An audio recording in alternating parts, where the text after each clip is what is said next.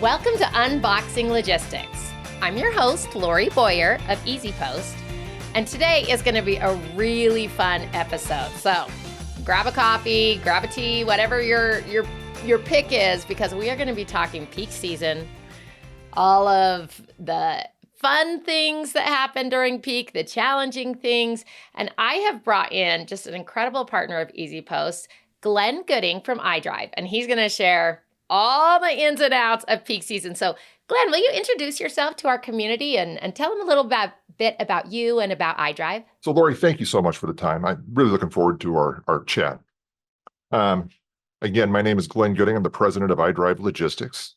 I spent 39 years in the small parcel supply chain, so I've got a number of peak seasons under my belt. Hence the wrinkles and the gray in the beard. So I've got plenty of war stories from an operator to what I do today. Now, I would tell you that I cut my teeth in the small parcel market working for one of the major carriers in the US and actually in the world, UPS. 21 years there. I've been an operator. I've been an industrial engineer. And the latter half of my career, I was a revenue management guy. I was the guy that managed pricing at the highest levels for the largest, most complex shippers. In 2007, I chose to leave and got an entrepreneurial bug. I've been helping clients now for the last 17 plus years put together best-in-class small parcel supply chains. And I would tell you that, in short, what iDrive does is they help companies grow and be best in class throughout that life cycle. So iDrive offers a suite of professional services, great technology, as well as I think just top shelf fulfillment services, right? So we can do the pick, pack, and ship. We help clients from the shopping cart level all the way through execution and aligning with the right customer experience. And as brands grow, we have a very robust professional services division that can help them kind of stand on their own as well. That is fantastic. As you can all see, we're in good hands with Glenn today. He is going to be talking to us about everything you can expect during peak. He's been here all those years. You said it was 39, right? 39 now. I'd like to tell you I started when I was 10, but that'd be a lie. I was going to say, you must have been about 5 years old. Yeah, so, I wish. Wow. I mean, that's incredible. And the industry has changed so much in those 39 years. It certainly has. That's going to be exciting. So before we get started, I would like to know, I've been asking all of our guests this season, what is your favorite go-to comfort food?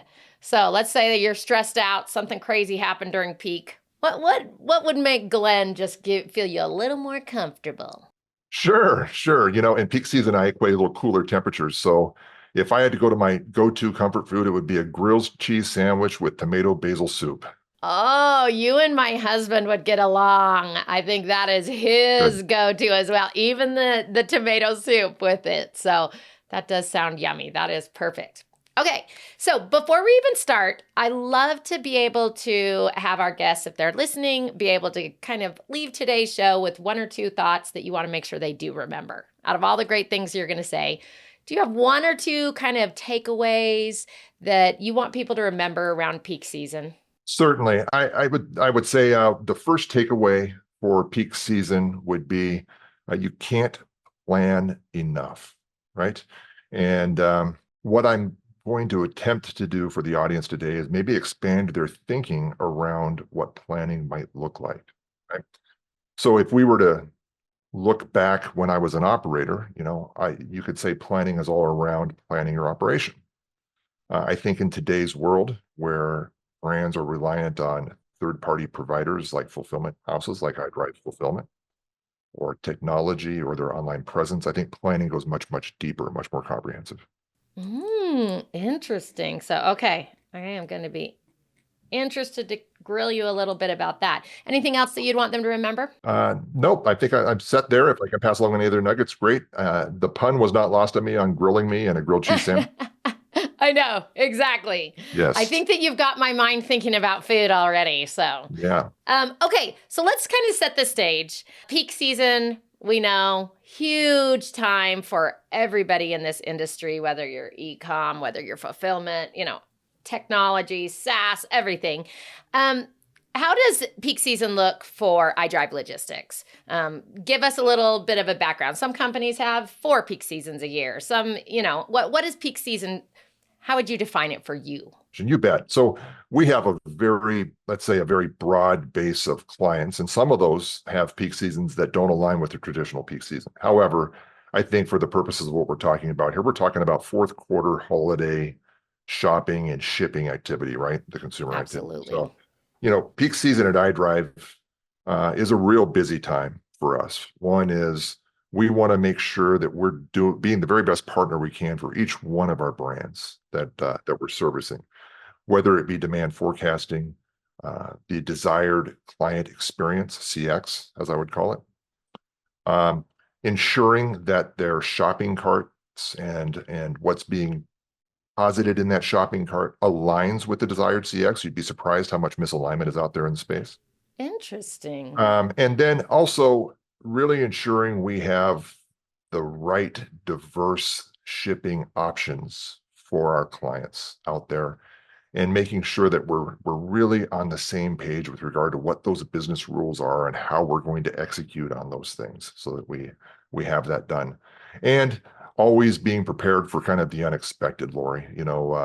Right now, what's kind of coming across are these on demand or these demand surcharges being announced by the carriers. And I think OnTrack just came out earlier this week, and FedEx and UPS led the way, and we're waiting on the other carriers as well. And so that's very, very impactful as well to our clients. So I'm really interested, we talked about planning. So first of all, your takeaway, you can't plan enough.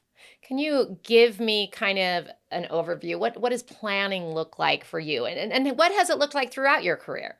What did you do at UPS? How is planning? What recommendations do you have? I have to really give a nod to UPS and their legacy culture that really kind of built a foundation for me. One of the things that really stuck with me as a young man was one of my mentors at the time said, a failure to plan is a plan to fail. Right. And I would tell you that one of UPS's operational strengths was always just phenomenal planning purposes and running contingencies. So it was built early in me. Today, what does planning look like? It really involves, I think, great communication with each one of our brands. I think you have to be communicating with them. And then secondarily, but not less important, is you have to understand what our clients are looking for, what their needs are, and we have to be very proactive in our communication with our service partners, our trusted carriers out there, and ensure that we have the right type of operational alignment. And that we work real hard to align with the carrier networks and their concerns around a peak season environment. Can we advance volume on a weekend? Can we do things to make the load a little lighter for them, so that we can ensure we get the right type of service or customer experience for the end consumer? Okay, so what I'm hearing from you, which I think is really critical. So wherever you are in the industry, because I know some of you watching are in, e-com, and some of you are 3PLs. And so, we have the gamut. But communication, what I'm hearing from you, Glenn, correct me, across stakeholders. Absolutely. So whether that's with Fundamental. your customers, whether that's with your suppliers, those doors of communication to their needs need to be open. Do you have recommendations? How often are you in communication? How early before peak are you in communication? What are kind of the practical tips for running that communication? And that's an excellent question as well, Lori. I think what we have to look at this, and we have to kind of look at a technology roadmap, and then we also have to look at an operational roadmap. Every client I talk with has constraints when it comes to technology and resources. So when you talk about a planning roadmap for peak season, really from a technology standpoint, you need to start looking at that in January, February of the year. You have to align the right resources, the right milestones. You have to ensure that there's the right technology execution plan to ensure that the technology is in place for peak season. And you just can't start early enough on that. The second is the operational side, demand forecasting. And my goodness, demand forecasting in today's market is extra hard, with what's going on in a macroeconomic environment and consumer buying being down, At the same time, the e-commerce channel is becoming a more and more pronounced percentage or chunk of the total retail sales in the US. And so it's a weird quagmire of things to do, but each brand is going to have their own demand forecasting expectations. And then maybe some contingencies around that, so that let's say they get their demand forecasting wrong. What are the options? What's plan B? What is done in those scenarios there? I would really say that demand forecasting has to be done before you're placing orders and booking ocean freight to come across in the summertime. So that's got to be a Q2 activity for sure, right? Yep, for sure. And a lot of that freight was early this year even. I saw all those reports of we're having it early. So yeah, Q1 to Q2, you got to be getting that demand forecasting. And I'm hoping your demand, if you were off, it was because everybody wanted so much more than what you were selling. So that's my hope for you. Your plan B, though, should address whether you're off by too much or too little. That knife cuts both ways too, Lori. The easiest time to lose a customer is through a poor experience in Q4. Absolutely. Okay. Say it one more time, because that is really good. The easiest time to lose a customer is a poor performance in Q4. I mean, that is brilliant. And that is so true. The statistics show that not only do you have a crazy amount of extra complexity during peak season, but unfortunately, consumers have higher expectations and demands during the craziest time of your life. So you cannot plan enough, nugget of wisdom from Glenn. Yeah, well, I think everybody listening to this fully understands the cost of acquiring a customer, right? A tremendous expense on getting them to your website, getting them to your shopping cart. My goodness, you've got to make that just as a delightful experience as possible, knowing you're reliant on service providers to execute on that, so that you can get them returning in January, February, March, right there. So as we are coming up on Q4, I while we talk technology as Q1, for instance, keeping an eye on where maybe your technology's not doing as well as you should during peak, so that in Q1 you can make some pivots. So Q2, operation, demand forecasting, anything else in terms of planning there that we should go over? Yeah, then I think the demand forecasting rolls into how do you execute operationally. Staffing, automation is a big one, right? Automation can definitely improve efficiencies in a network, right? And there's a lot of critical phases on the technology side, right? Stability of the platform, label print speed, right? Those are critical. So the operational side, make sure you understand what your staffing requirements are, have a plan in place, have relationships with good, reliable temp agencies, and then operationally, if you're bringing new folks in the door every day, you need to minimize the amount of knowledge units, what I would say, are required with those entry-level jobs. So the more you can use technology to plug and play, get a human being in there pulling an order correctly, the better off you're going to be. If there's a heavy training curve, you're setting yourself up for disaster, and that worst case scenario, not a delightful experience for the consumer. Exactly on key, as I would only expect from you.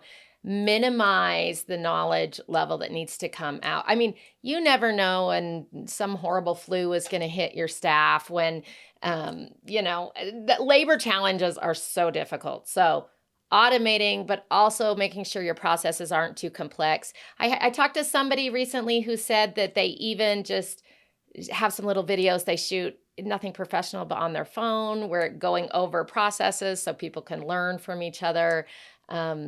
Cross-training, any other ideas you have around trying to make that kind of onboarding for temporary employees easier? You bet. Cross-training, it could be kind of a shadowing experience at first. I think if you plan it properly, don't bring the folks in on day one of your heaviest time period.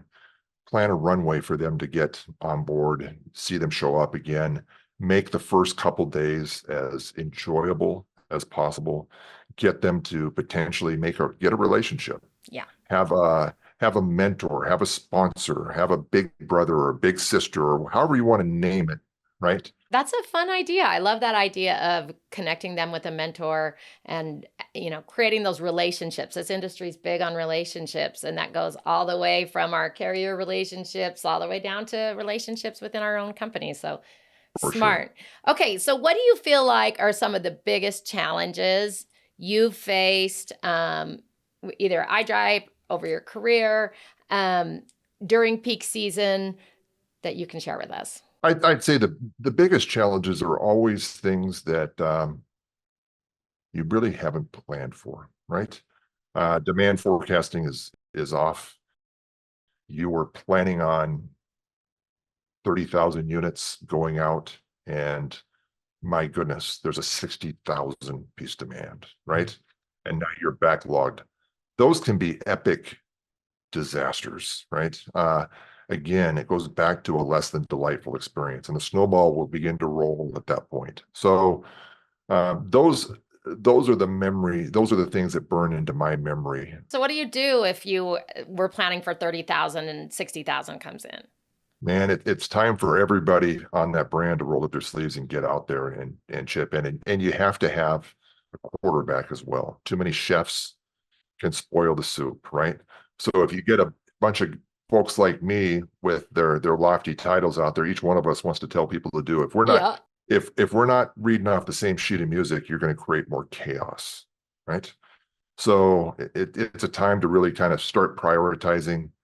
If you can do things ahead of time, like maybe batch printing or other things to minimize the load on the technology, right? Get stuff in Mm-hmm. place, identify the fastest moving SKUs and move them into a location real near that. Things just to add to efficiencies, mobile storage to get stuff off the warehouse floor and have it in a secure location in the Yeah, parking great lot, idea. something like that. Those are the types of things. And it's just a lot of sweat equity. You just got to get in there, roll your sleeves up, and kind of power through and get back ahead of it if you can. Oftentimes, that might mean some long days on the weekends. Mm. And so I would guess setting that kind of expectation with your team, planning in a way for these emergency situations to come up. Do you designate beforehand who should be the quarterback? You absolutely should. Okay. In a best case scenario, you should have a master operating plan put together. And as part Okay. of that master operating plan, you should lay out some worst case scenarios. Hey, scenario one, we blew our demand forecasting and we have twice the amount. Now, what's the game plan? What do we do? Who does what? Where do they go? How do we manage this? Scenario two might be, oh my goodness, the Northeast got hit with an early nor'easter, Mm-hmm. right? Okay. Or suddenly an ice storm hit Memphis. Mm-hmm. Okay. What do we do? What do we pivot to? Right. So I think if you have planned to lay out some of these doomsday worst case scenarios and then map out what is the best course of action, communication plan to your customers, right? Yeah. Messaging on the website. How do you handle from your client success managers out there that are going to be taking phone calls, right? Mm-hmm. What are your pivot points as far as potentially pivoting to a carrier B or a carrier C from your primary, right? Yeah. If you map those out ahead of time, again, failure to plan is a plan to fail. And so, would you rather be dealing with it in the heat of the moment, or would you like to have some sort of a playbook to fall back on and say, yeah, we thought about this, darn it, we're in it, but here it is. Here's what we're going to do. Yeah. And how do you keep, so let's say that, unfortunately, things always happen during peak. When things happen, how do you keep morale up kind of with the team? When you are talking about rolling your sleeves up, we could have some long days, long hours. Do you have any tips for keeping the labor happy? You've got to be smiling. You've got to embrace it. You have to build them up for this challenge, and you have to maybe set some cool team goals, right? Pizzas for lunch, right? If it's really cold, hot soup, whatever, go the extra mile to take care of your people, make them feel wanted and appreciated. And if you can lock them into some sort of a team goal, number of pieces picked and put out the door per hour, or number of safety days, or a variety of things where you can put some tangible team goals where they get a nice spiff or a gift card or a celebratory holiday banquet, something. Yes. Those, I think those go a long way. Okay, so plan ahead for what kind of rewards, incentives, games, objectives you may play or have your team do. I love, though, that you led with you need to be cheerful. That attitude that you want, you're going to be stressed out as whatever executive level you may be in this, watching here today. You can't let that becomes contagious. If you're stressed out and freaking out and cranky, that's going to spread to everybody in the company. So step number one, prepare how to be happy and cheerful and excited even when you might not feel it, right? Yeah, and the great news is from an executive level, you should embrace this. It's you know, these e-commerce companies, Q4 makes or breaks them on the balance sheet, right? Mm-hmm. You want to blow that demand forecasting in a positive, healthy way that doesn't, push the wheels off the bus, right? Yeah. You want to kill it. You want to have the most delightful client experience possible, so you have more return customers throughout the next year. That's a home run. Yeah. And I love that. That's looking at it as an opportunity for some major success. I mean, Yeah. this is every challenge is also on the flip side, just an opportunity. So that is super smart. Let's talk about successes. What successes have you seen in peak season? Yeah, I would just love to hear how you've enjoyed peak season. Oh, for sure. It's so much fun when you execute the plan, and you leave every day and there's no work left behind. There's a number of situations. One time we had a customer that was really reliant on one regional carrier on the West Coast that required a feed into to Reno for the specific service footprint. And so they were reliant. These loads were moving on Donner Pass, and Donner Pass was just getting record amounts of snowfall, Of course. delays. And to add insult to injury, this is cold chain stuff. It had to be delivered in a certain time frame. So you have to have a plan. You have to have a plan B. How do you pivot from that and do that efficiently and effectively? And we were able to help that customer quickly go to another carrier.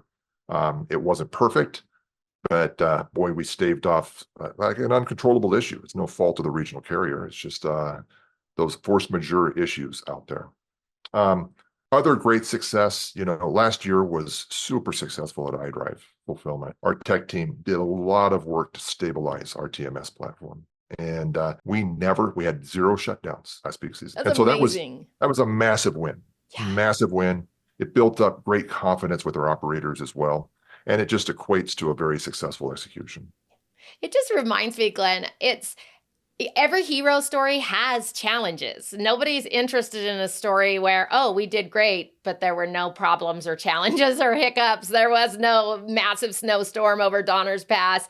All of the stories that are fun and interesting and that you want to share with others and go back in time all manage to have some of these challenges. And that's kind of what peak season is. And you can overcome that and come Yeah, out as the hero. for sure. For sure. Yeah. So I think that to me, there's always three key areas: people, technology, and processes. I would love if you have any kind of practical tips around each one of those. We've gone through some already, setting things up with your people, making sure you're leading out. But are there anything we're missing with maybe preparing your processes or preparing your technology that you would have practical tips around people or processes or technology? I love the process aspect because I think it touches the other two very Mm, much. When I think of a process, I'm not thinking just of the process of um, pick to ship. I'm thinking of client navigates to the website. They select the product. They go to the shopping cart. What is the shopping cart telling them? What options do they have? Right?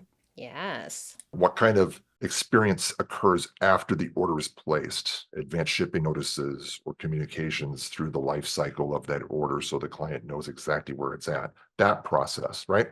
Now you can equate that process also to hey, the order's placed. Now what internally? How do we execute? What is the SLA for that particular client? How quickly do we have to get that product shipped based off our commitment to our client, their desire? What is the desired all in from order, from click to deliver? What's the total time in transit commitment that you've made? Do we have the right type of carrier mix and services and business rules to accommodate that, right? And then from a process perspective, when things do go wrong, and they will, right? The system produces what a system produces. The best carriers out there have service failures, or they damage a product, or something goes lost or misdelivered. How do you delight that customer when something goes wrong? What process do you put around that? Uh, do you immediately ship a new product, and do you expedite that shipment? Do you give them a discount off their next order, right? Do you follow up with a phone call to ensure they got it and that they're delighted, right? Invariably for me as a consumer, my most meaningful, I would say, loyalty experience that I have is when I've ordered something, it hasn't gone right, but I've been so impressed with how the company handled Yes. the problem. Yeah. Right? It's great when you order and things show up intact when you wanted, but the ones that really mean something to me is when, darn it, it got lost. Now what's going to happen, right? Oh, quick apology. We're reshipping. It's coming out to be out tomorrow, right? Via overnight delivery and a follow. Those mean a lot to me. Those are the companies I go back to, and I think I'm not unusual there on that front. Yeah, I think that's so smart. And I love that. Everyone listening today, if you don't have a plan, obviously Glenn's our have a plan guy. If you don't have a plan around how you're going to manage that customer relationship, I mean, I think that's one of the top things that you should be doing right now. Sit down, figure out how you're going to manage that customer relationship. Because as Glenn said, that lifetime value of a customer, that value of keeping that customer and making them come back and become an advocate for you and your company is so critical. So I think that's brilliant.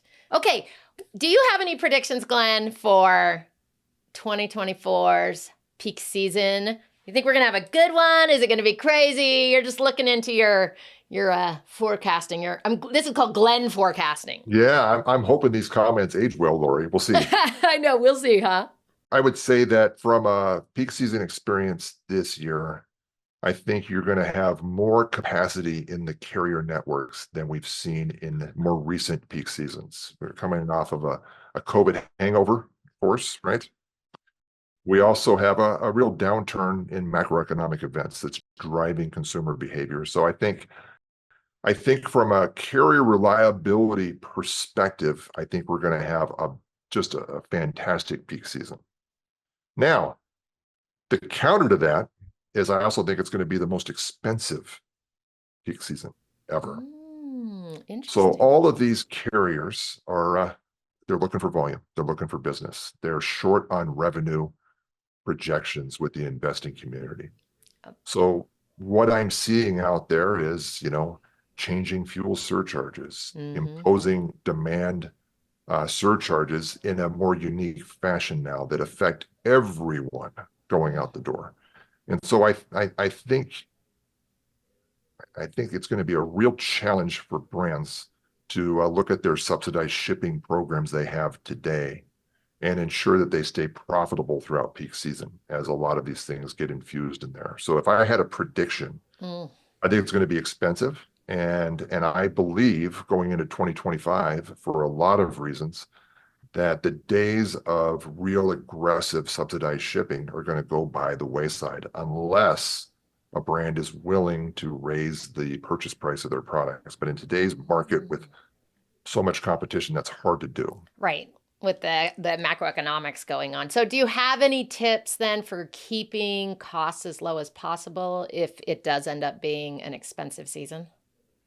Yeah. So the brands out there should be leaning into their providers. Now, when I say providers, it could be one of two things. It could be a 3PL. It could be an iDrive fulfillment. iDrive fulfillment, if they're your client, they should be providing you great forecasting. They should be providing you great counsel as to how to mitigate or how to provide the most desirable customer experience at the cheapest available price. And more than likely in today's world, it's not a single carrier solution. Some carriers still want to be all things to all people, but it's very hard for them to do that. And so in today's environment, there's a lot of choices, and a good, robust 3PL operator will have a number of choices. And so I think it's important as a brand, as a client, that you task your 3PL provider with what does that look like and how are we going to mitigate these things. Now, if you're working directly with the carriers, it's a bit of a different discussion. One, you need to be a good partner to them. You need to be sharing your demand forecasting with them. You need to collaborate with their operations and planning teams. You need to find ways to more efficiently align with their networks and get them volume in timeframes that don't strain their systems, such as potentially advancing volume. Maybe you run a Sunday or a Saturday, Sunday operation and advance volume to be their startup operating volume on a Monday, to get that stuff moved through. If you do those things, one is you're going to have greater reliability from that carrier. But number two, it may open the door for you to talk about things about mitigating some of these things that are pushed into the marketplace. Yes. Hey, we're really working with you, carrier A or carrier B. Is there a way to mitigate these demand surcharges based on the fact that we're really planning with you and trying to demand forecast? So that's really the way it's going to have to be done. Yeah, absolutely. Again, the communication communicating. piece. And Yes. exactly ties back to what you said earlier, that communication is so, so, so critical. Keeping, I always like to say err on the side of over communicating rather than under communicating. Couldn't agree more. And so those people, those relationships, get that communication going, processes, look for the hiccups throughout your processes. And I would say that kind of communication piece, again, talk to people who are experiencing it, who is seeing those hiccups. And of course, technology.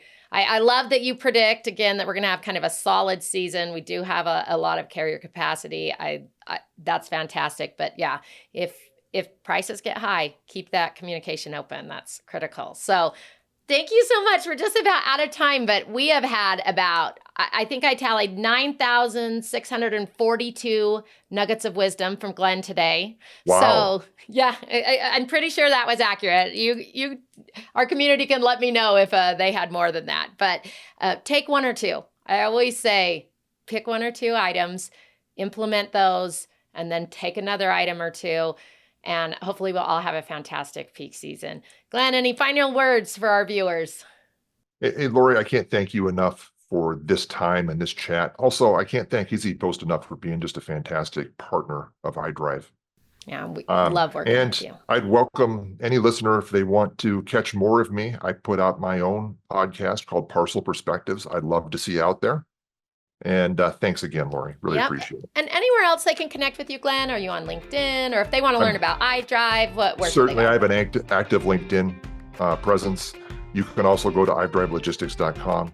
And we have a great website out there. So Parcel Perspectives, my LinkedIn platform, Glenn Gooding, of course, as well as our website would be fantastic. Thank you so much. Yeah, thanks so much. And everyone have a great day.